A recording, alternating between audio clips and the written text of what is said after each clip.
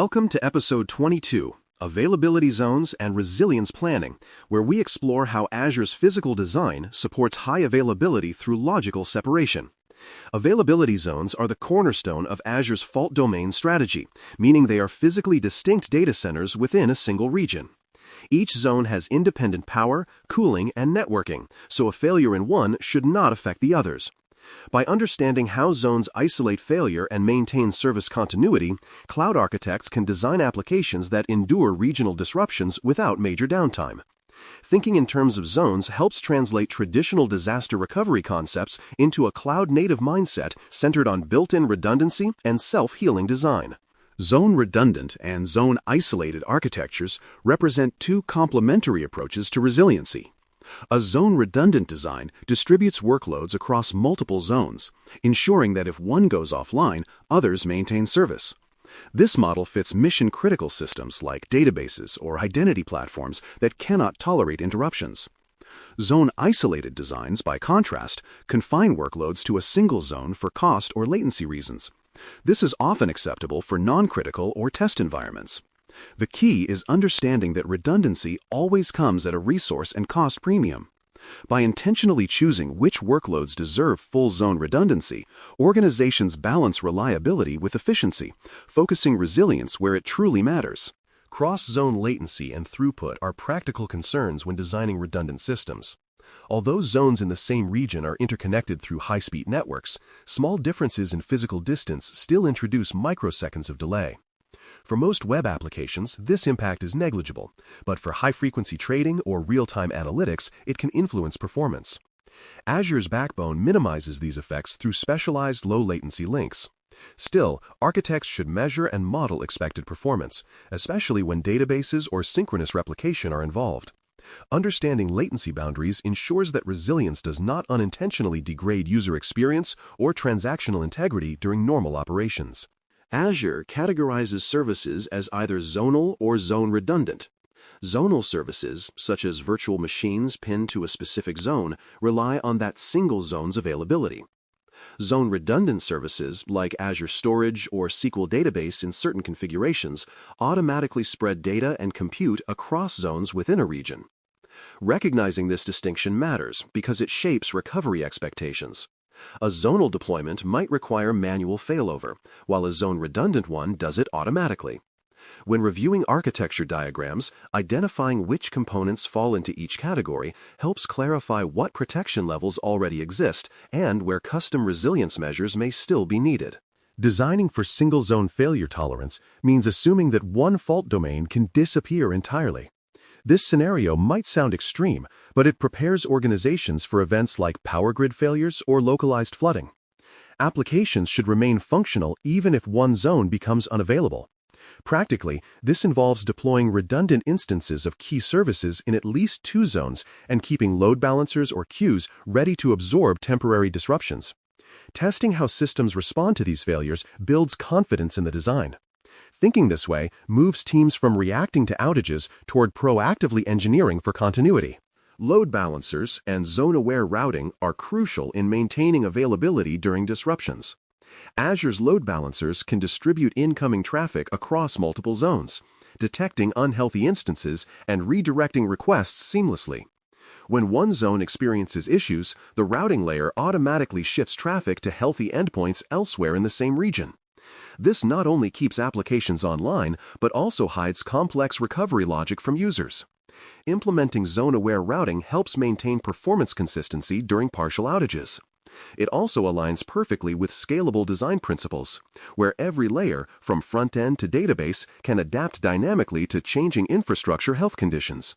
Effective data replication across zones ensures continuity of state, not just access. Azure provides built-in replication options for services like storage accounts, managed disks, and databases. For example, zone-redundant storage maintains multiple synchronous copies of your data in separate zones. This prevents data loss even if one zone fails completely.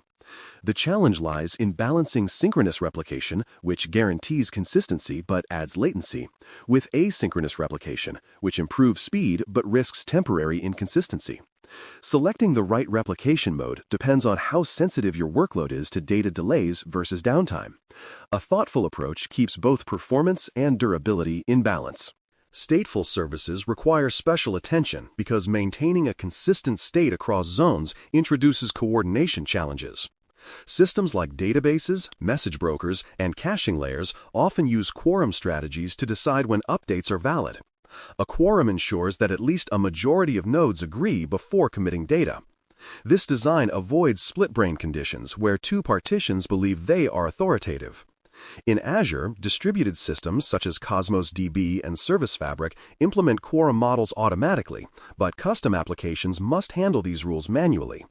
Understanding quorum logic helps developers prevent silent data corruption when zones become temporarily isolated or degraded. Health probes, failover logic, and automation form the nervous system of resilience. Azure Load Balancer and Application Gateway use health probes to determine which instances are responsive. Combined with automation tools like Azure Monitor Alerts or Logic Apps, systems can detect problems and trigger recovery actions within seconds. For example, an automated script could redeploy a failed instance in another zone as soon as an alert fires. Automation eliminates manual reaction delays and reduces human error during crises. Over time, these feedback loops evolve into self-healing systems that repair themselves faster than traditional operations teams could respond manually. Testing failure modes through game days transforms theoretical resilience into practical readiness.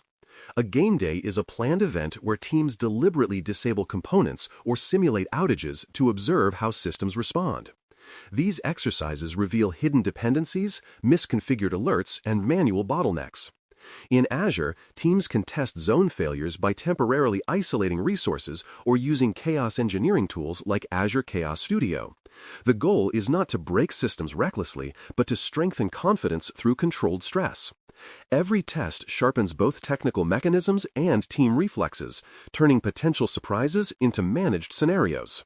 Cost considerations are an unavoidable part of zone redundancy. Deploying multiple instances across zones doubles or even triples certain expenses, including compute, data replication, and egress traffic. However, the cost of downtime can be far higher than the price of redundancy. Businesses must weigh the financial impact of an hour of outage against the ongoing cost of resilience. Azure's pricing calculators help estimate these trade-offs before committing. By measuring cost against risk tolerance, decision-makers can design infrastructure that fits both the organization's budget and its reliability goals, avoiding over or under-engineering the solution. Choosing specific zones within supported regions gives architects fine-grained control. Not every Azure region has availability zones, and some services are zone-independent by design. When deploying in a zoned region, you can explicitly select zones or allow Azure to distribute workloads automatically. Explicit choice provides control for critical systems, while automatic distribution simplifies management. Mapping which zones support desired service tiers prevents surprises during scaling. Keeping documentation of these mappings helps teams maintain predictable deployments as regions evolve. This knowledge turns availability zones from an abstract idea into a practical design variable within the larger Azure ecosystem. A baseline resilient application topology ties all these principles together. At minimum, such a topology includes redundant application servers spread across zones, a zone-redundant data layer, and intelligent routing through load balancers. Adding monitoring, alerting, and automation layers completes the picture. Azure's reference architectures illustrate how these components interact to maintain service continuity under stress. The blueprint is flexible. Small startups and global enterprises can both apply it at different scales. Following this pattern ensures that every layer contributes to fault tolerance, from physical infrastructure to the logic users experience. A resilience-first mindset transforms availability zones from optional features into foundational design principles. When teams plan for failure from the beginning, they build systems that can adapt, recover, and continue serving users under pressure. Azure's zonal architecture provides the structure. Human foresight supplies the discipline. Treating resilience as a daily practice, not an afterthought, ensures that applications remain reliable even when the unexpected occurs. With thoughtful use of zones, redundancy, and automation, organizations gain more than uptime. They build lasting confidence in the cloud as a dependable platform for business continuity. Thanks for listening. For more audio courses, daily newsletters, and more, please visit baremetalcyber.com.